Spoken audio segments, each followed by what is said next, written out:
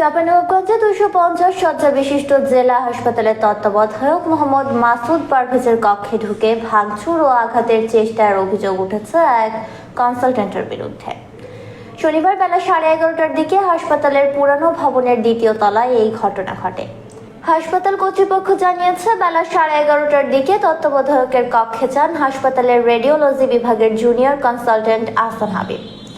হাসপাতালের অভ্যন্তরীণ বিষয় নিয়ে কথা বলার সময় উভয়ের মধ্যে তর্কাতর্কি হয়।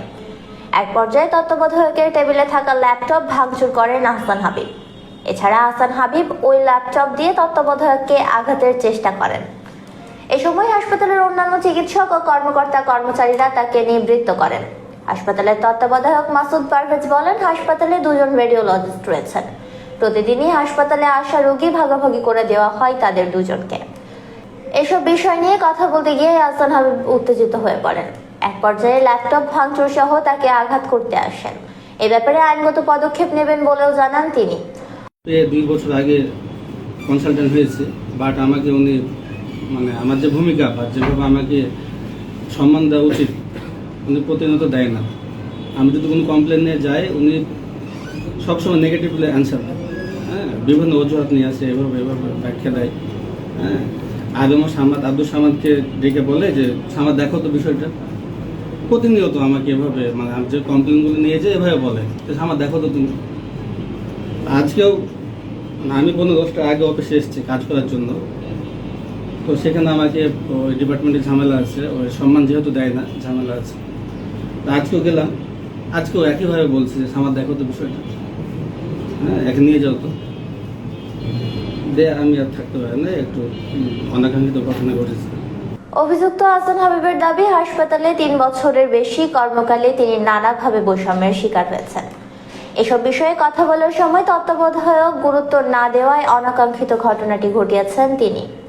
আহসান হাবিব বলেন, পদোন্নতির পরও তাকে আলাদা চেম্বার দেওয়া হয়নি, এমনকি তার নেম প্লেট পর্যন্ত নেই। এসব বিষয় নিয়েই কথা বলতে চান। আসলে আমার রেডিওলজি বিভাগের কনসালটেন্ট, সে সকালবেলা আমার কাছে আসে, এসে বলে যে তাকে কোনো আল্ট্রাসাউন্ড রুগী দেওয়া হচ্ছে না। তো এই বিষয়টা নিয়ে সকালবেলা আল্ট্রাসাউন্ড বিভাগে যারা সিরিয়াল দেয় তারা আমার সাথে দেখা করে যায় এবং বলে যে sir, Ahsan Habib sir ultrasound করতে চাচ্ছে না, তা আমরা তাকে কি আল্ট্রাসাউন্ড রুগী দিব কি দিব না। তা আমি বললাম যে দেখো, ও যদি রুগী আল্ট্রাসাউন্ড করতে চায় তাহলে রুগী দাও, আর যদি না করতে চায় তাহলে দেওয়ার দরকার নেই, ওর পছন্দ মতো তোমরা কাজ করো। এই নির্দেশনা আমি দিয়ে তাদেরকে বিদায় করেছি। এরপরে আহসান হাবিব আমার রুমে এসে বলে যে তাকে কোনো আল্ট্রাসাউন্ড রুগী দেওয়া হচ্ছে না। তা এই মর্মে আমি তাকে বলে দিলাম যে তুমি তোমার রুমে চলে যাও, তুমি আল্ট্রাসাউন্ড যদি করতে চাও তোমাকে রুগী দিবে, তুমি আল্ট্রাসাউন্ড করো। কিন্তু সে না গিয়ে আমার কথার না শুনে আমার সাথে নানা রকম আজে বাজে কথা বলে। আমার সামনে ল্যাপটপ ছিল, সে ল্যাপটপটি তুলে নিয়ে টেবিলের উপর আশ্রে ভেঙে ফেলে এবং ল্যাপটপটি আমার শরীরে আঘাতের চেষ্টা করে। আমার একটু হালকা আহত হয়েছি এবং পরে আমার আশেপাশে এডি মহোদয় ছিলেন, সার্জারি কনসালটেন্ট ইসরাফিল এবং আরএমও মহোদয় ছিলেন। তারা তাকে আমাকে যখন মারতে উদ্যত হয় তখন তারা তাকে নিবৃত্ত করার চেষ্টা করে। এটাই হচ্ছে ঘটনা। তো তার প্রেক্ষাপট হচ্ছে ও আসলে সবসময় কনসালটেন্ট হলেও সবসময় আসলে ওর মন মানসিকতা একই রকম থাকে না, যে কারণে দেখা যায় যে আল্ট্রাসাউন্ড করার সময় কখনো রুগী বেশি দিলে বলে যে এত বেশি রুগী আল্ট্রাসাউন্ড করতে পারবো না, আবার যখন রুগী কম হয় তখন সে বলে যে আল্ট্রাসাউন্ড এত কম কেন, আমাকে রুগী দেওয়া হচ্ছে না কেন।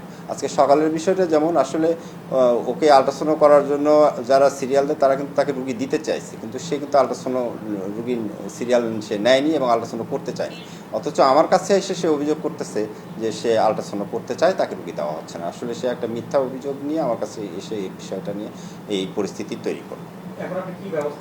আমরা এখন আইনগত সরকারি ল্যাপটপ, যেহেতু সে আশ্রে ভেঙে ফেলেছে, এটা সরকারি সম্পত্তি ক্ষতির অংশ হিসাবে, এবং আমরা একজন কর্তৃপক্ষকে আঘাতের উদ্দেশ্যে সে চেষ্টা করেছে, সে মর্মে আমরা আইনগত ব্যবস্থা নিব এবং প্রশাসনিকভাবে যে ব্যবস্থা নেওয়া প্রয়োজন হয় আমাদের ডিভিশনাল ডাইরেক্টর স্যার আসছেন, ওনার সাথে আলোচনা করে আমরা প্রশাসনিকভাবে ব্যবস্থা নেব।